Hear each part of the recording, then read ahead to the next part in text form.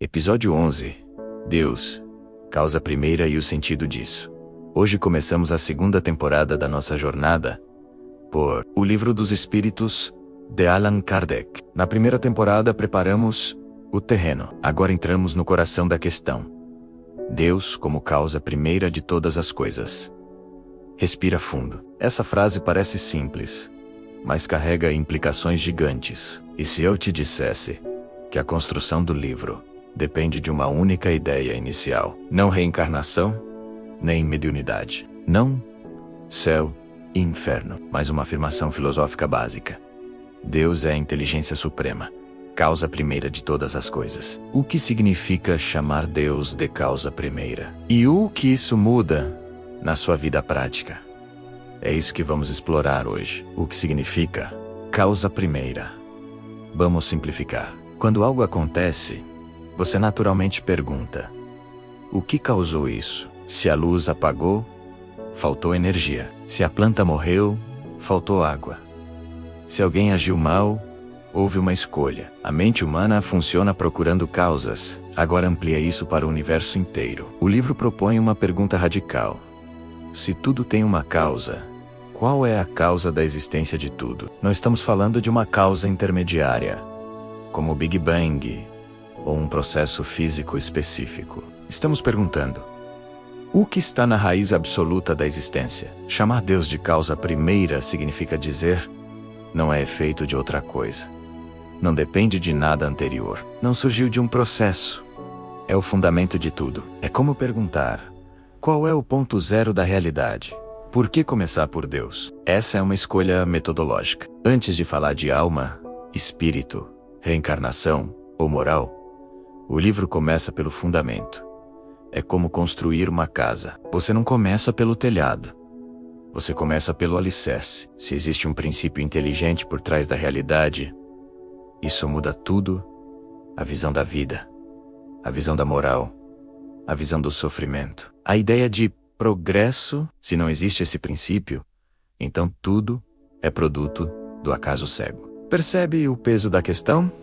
Inteligência suprema. Por que usar essa expressão? O livro não define Deus como um senhor sentado num trono. Não descreve como um ser humano ampliado. Não apresenta uma figura antropomórfica. Define como inteligência suprema, porque inteligência implica ordem, direção, finalidade, coerência. Quando você vê um sistema organizado, como o corpo humano, percebe harmonia. Quando observa leis físicas constantes, como gravidade, química e matemática, percebe regularidade. O argumento é simples. Onde há efeito inteligente, há causa inteligente. Se você encontra um relógio no deserto, não conclui que o vento o montou. Então o livro propõe: o universo revela leis. Leis revelam inteligência. Inteligência aponta para uma causa superior. Mas e o acaso? Alguém pode dizer: mas e se tudo for resultado do acaso? Essa é uma hipótese válida. A questão é filosófica. O acaso pode produzir ordem estável e leis universais permanentes? Ou explicaria eventos isolados, mas não sistemas coerentes? Aqui não é sobre impor crença. É sobre raciocínio. A proposta é: a inteligência não nasce do nada. A ordem não surge do caos absoluto, sem princípio organizador. Causa primeira não é Deus das lacunas. Isso é importante. Não é. Não sei explicar. Então é Deus, um topa-buraco para a ignorância científica. A ideia não é substituir ciência. É perguntar: mesmo que a ciência explique como as coisas funcionam, ela responde: por que existe algo em vez de nada? A ciência descreve mecanismos, a filosofia pergunta pelo fundamento. O livro entra nessa segunda pergunta: o que muda na vida prática? Agora vem a parte mais importante. Se Deus é causa primeira, a vida tem origem inteligente. A moral não é invenção arbitrária.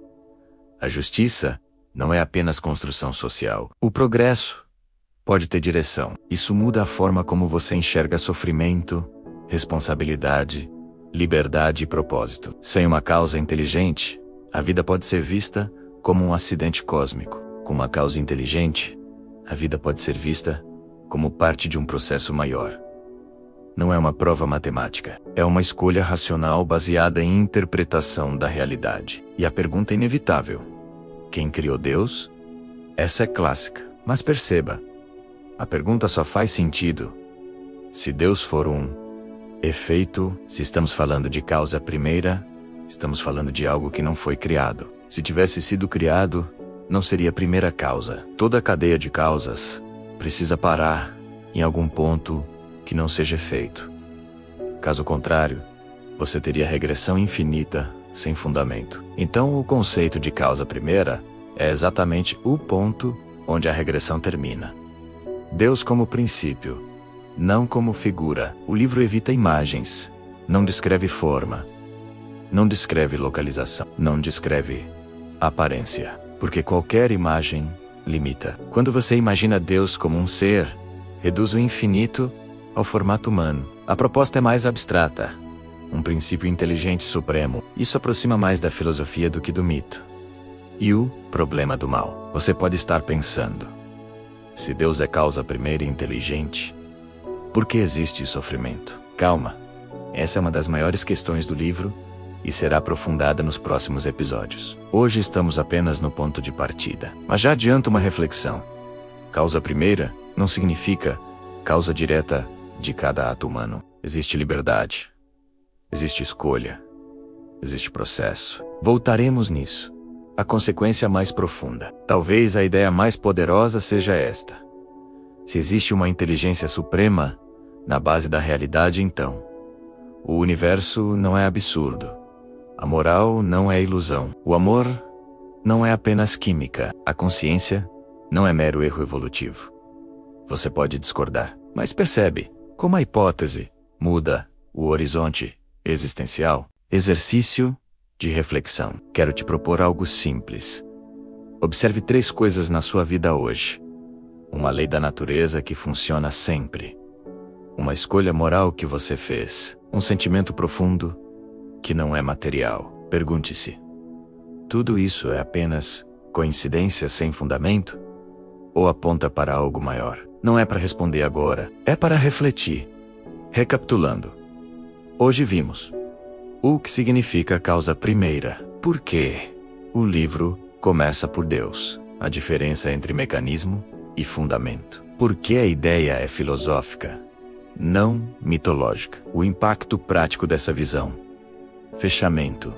Se Deus é causa primeira, então sua vida não começa no acaso. Se não é, então tudo pode ser apenas uma combinação improvável de partículas.